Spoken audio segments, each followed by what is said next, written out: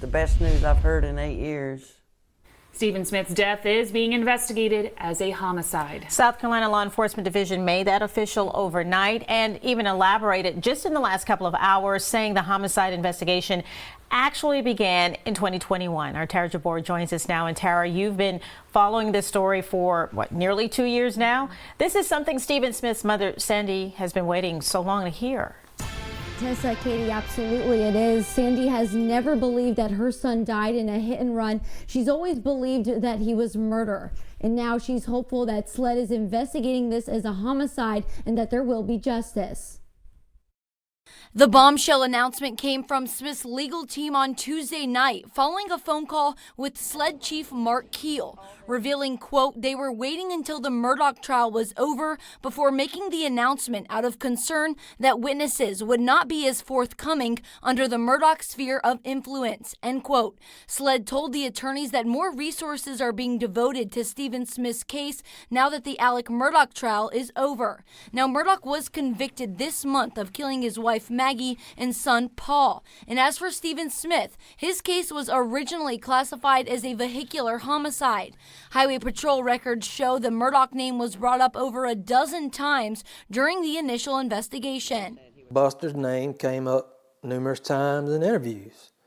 And a lot of these people, I don't recall their names, didn't want to be, I guess, on the record. Well, this is what I heard, this is what I heard, this is what I heard, and it all was basically the same story. We sat down exclusively with Sandy Smith and Tommy Moore, a former lieutenant with Highway Patrol who helped investigate Stephen's death in 2015. Another state trooper was out, they were out there walking the scene. I don't remember which one it was, and here comes the Murdaughs. And they knew they were there to look at stuff, find out what was going on, but they told them they had to leave. They wouldn't let them cross over. Sandy says at the time of Stephen's death, there were a lot of rumors from his friends about who killed Stephen. I said, Stephanie, you can't listen to everything you hear. I said, you know, people's gonna talk. And I said, he wouldn't have no reason to hurt Stephen. You know, I was defending him, but then they kept inserting themselves, and I'm like, okay, something is not kosher here. I don't understand why they're inserting themselves. Sandy says Stephen's late father, Joel, also heard from another Murdaugh. As Joel was waiting at the sheriff's department for T.C. Smalls to give him to identify Stephen, Randy Murdaugh called him and wanted to help in the investigation. And you know, Joel grieving, you know, said yeah. And, you know, when we talked to him a few times, I even talked to him a few times, but now he's calling us a liar. But And we reached out to Jim Griffin and Dick Harpootlian today to see if they wanted to respond after attorneys for Smith questioned what he referred to as the Murdaugh sphere of influence in Stephen's case. A spokesperson referred us back to the statement the attorneys released on behalf of Buster Murdaugh earlier this week. It said in part, quote, these baseless rumors of my involvement with Stephen and his death are false. I unequivocally deny any involvement in his death, and my heart goes out to the Smith family. Tara, there's still a lot to unpack with this, a lot of follow-up questions. We have, first things first, we know the family initially called for Stephen's body to be exhumed. They started a large GoFundMe.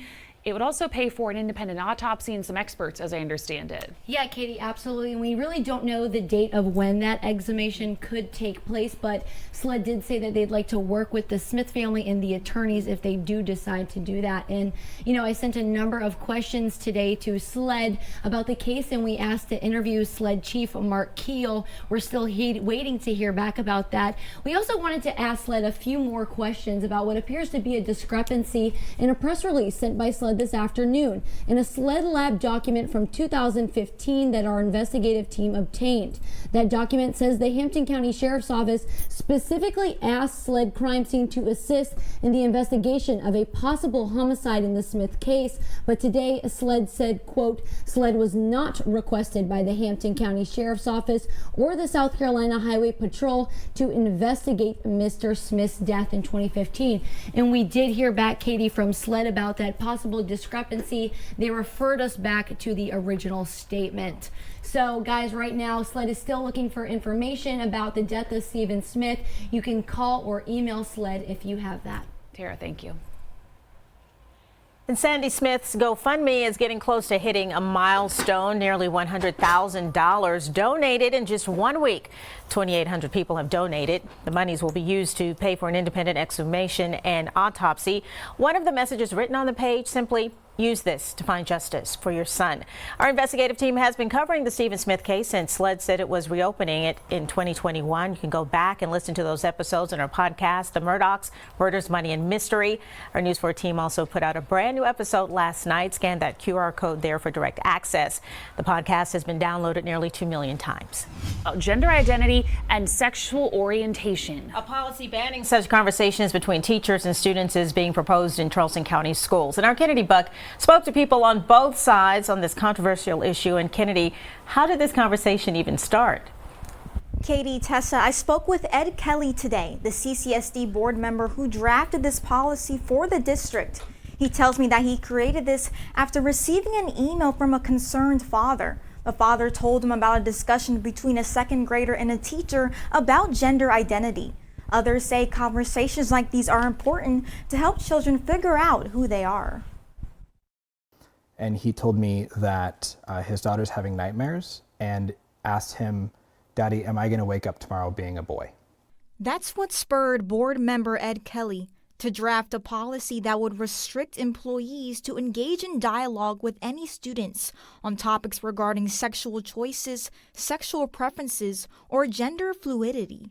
My intent is to create a parent-focused environment. So the parents are in control of when to teach their kids what items.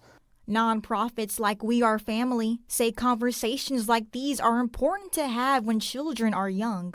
Making Charleston County School District schools into a place where you can't discuss sexuality, you can't discuss gender identity, you can't discuss pronouns, you can't refer to a teacher with pronouns other than what's on their certified documents, their birth certificate. That is, first, a violation of the civil rights of all CCSD faculty, and second, that it seeks to silence any LGBTQ plus or questioning students. Mullins says even if this policy goes into effect, it won't be able to stop a child's curiosity. It seems like the logic behind it is if we don't talk about it, it'll go away. Your kids are learning about this whether you want them to or not.